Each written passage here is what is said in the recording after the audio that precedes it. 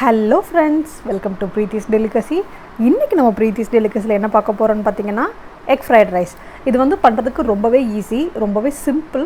ஆனால் டேஸ்ட் பார்த்திங்கன்னா அவ்வளோ சூப்பராக இருக்கும். வாங்க வீடியோக்குள்ளே போகலாம். வீடியோக்குள்ளே போகிறதுக்கு முன்னாடி நீங்கள் நம்ம சேனலில் ஃபர்ஸ்ட் டைம் பார்க்குறீங்கன்னா மறக்காமல் சப்ஸ்கிரைப் பண்ணிவிடுங்க. இந்த ரெசிபி பண்ணுறதுக்கு ரொம்பவே முக்கியமான விஷயம்னு பார்த்திங்கன்னா சாதம் தான். அரிசி வந்து ஒன்றோட ஒன்று ஒட்டாமல் இருக்கணும், உதிரி உதிரியாக இருக்கணும், ப்ளஸ் வந்து உடையாமல் வரணும்.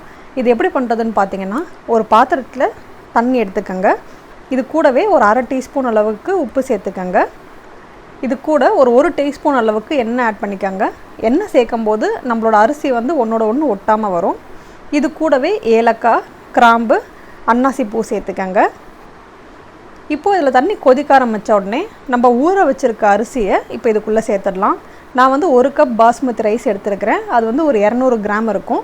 நீங்கள் வந்து ஒரு அரை மணி நேரத்துக்கு முன்னாடி அதை ஊற வச்சுக்கோங்க.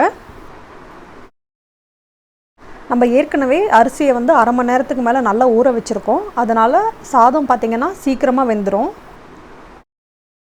இப்போ பாருங்கள், ரைஸ் வந்து நல்லா குக் ஆயிடுச்சு. நீங்கள் கையில் எடுத்து அமுத்தி பார்த்தீங்கன்னா ரைஸ் வந்து குழஞ்சிருக்கக்கூடாது. லைட்டாக ஒரு 90% அளவுக்கு வெந்தால் போதும். இப்போ நம்ம இந்த தண்ணியை வடிகட்டிட்டு இந்த மாதிரி நல்லா ஆற வச்சு எடுத்துக்கலாம். அப்போ தான் நமக்கு வந்து அரிசி ஒன்றோட ஒன்று ஒட்டாமல் வரும். இப்போ ஒரு கடாயில் 2 டீஸ்பூன் அளவுக்கு எண்ணெய் சேர்த்துக்கங்க. எண்ணெய் காஞ்சதும் 1 டேபிள் ஸ்பூன் அளவுக்கு இஞ்சியும் கொஞ்சமாக பூண்டும் சின்ன சின்ன பீசஸாக கட் பண்ணி உள்ளே சேர்த்து நல்லா வதக்கி விட்டுக்கங்க. இப்போ நம்ம ஒரு அரை கப் அளவுக்கு வெங்காயத்தை உள்ளே சேர்த்துக்கலாம். வெங்காயம் வந்து ஆப்ஷனல் தான்.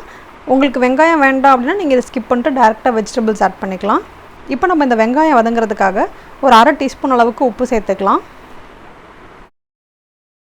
வெங்காயம் கொஞ்சம் நல்லா செவந்ததுக்கப்புறமா நம்ம கட் பண்ணி வச்சுருக்கிற வெஜிடபிள்ஸை இப்போ இதுக்குள்ளே சேர்த்துக்கலாம். நான் வந்து இன்றைக்கி ஒரு கேரட்டும் ஒரு 10லேருந்து 12 பீன்ஸை வந்து கட் பண்ணி இதுக்குள்ளே சேர்த்துருக்கேன். உங்களுக்கு வெஜிடபிள்ஸ் வந்து உங்கள் ஆப்ஷனல் தான். உங்களுக்கு இன்னும் கோஸ் வேணுனாலோ இல்லாட்டா கேப்சிகம் இந்த மாதிரி உங்களுக்கு என்ன வெஜிடபிள்ஸ் வேணுனாலும் நீங்கள் உள்ளே ஆட் பண்ணிக்கலாம்.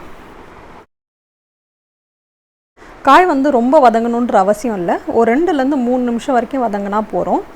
இப்போ நம்ம காயை வந்து ஒரு ஓரமாக நகர்த்திட்டு முட்டையை உள்ளே சேர்த்துக்கலாம். நான் வந்து இன்றைக்கி 4 முட்டை எடுத்திருக்கேன். நம்ம யூஸ்வலாக எக் பொடி மாஸ் பண்ணுவோம் இல்லைங்களா, அந்த மாதிரி வந்து பண்ணிக்கலாம். இப்போ இந்த முட்டை கூடவே கொஞ்சமாக வந்து பெப்பர் பொடியும் கொஞ்சமாக உப்பும் சேர்த்து காய்கறியோடு சேர்த்து கொஞ்சம் நல்லா கிளறி விட்டுடுங்க. பாருங்கள், இந்த முட்டை பொடி மாஸ் மாதிரி சூப்பராக ரெடி ஆகிடுச்சு. வெஜிடபிள்ஸோடு நல்லா மிக்ஸ் ஆகிடுச்சு. இந்த ஸ்டேஜில் நம்ம வேக வச்சு ஆற வச்சுருக்குறோம் இல்லைங்களா, அந்த பாஸ்மதி ரைஸை உள்ளே சேர்த்துக்கலாம். இப்போ இந்த சாதத்து கூட 1 டீஸ்பூன் அளவுக்கு சோயா சாஸ் சேர்த்துக்கங்க.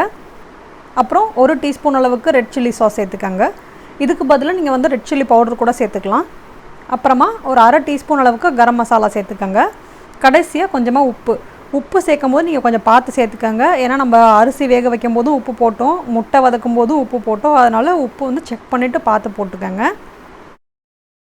இப்போ எல்லாத்தையும் சேர்த்ததுக்கப்புறமா பொறுமையாக கலந்து விடுங்க, இல்லாட்டா சாதம் வந்து உடஞ்சிரும்.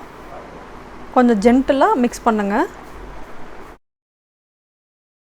எல்லாத்தையும் நல்லா கலந்ததுக்கப்புறமா கடைசியாக நம்ம ஒரு அரை டீஸ்பூன் வந்துட்டு பெப்பர் பொடி சேர்த்துக்கலாம். நீங்கள் பெப்பர் கடைசியாக ஆட் பண்ணும்போது இதோட டேஸ்ட் அவ்வளோ சூப்பராக இருக்கும். இது கூடவே கொஞ்சமாக ஸ்ப்ரிங் ஆனியன்ஸ் இதுக்குள்ளே சேர்த்து கேஸ் ஆஃப் பண்ணிடலாம். அவ்வளோதாங்க, நம்மளோட எக் ஃப்ரைட் ரைஸ் ரொம்பவே ஈஸியாக, ரொம்பவே சூப்பராக, ரொம்ப யம்மியாக ரெடி ஆகிடுச்சு. ட்ரை பண்ணி பார்த்துட்டு எப்படி இருந்துச்சு நீங்கள் கமெண்ட் பாக்ஸில் சொல்லுங்கள். தேங்க்யூ ஃபார் வாட்சிங் த வீடியோ. என்னோட ரெசிபிஸ் உங்களுக்கு பிடிச்சிருந்ததுன்னா மறக்காமல் சப்ஸ்கிரைப் பண்ணிவிடுங்க.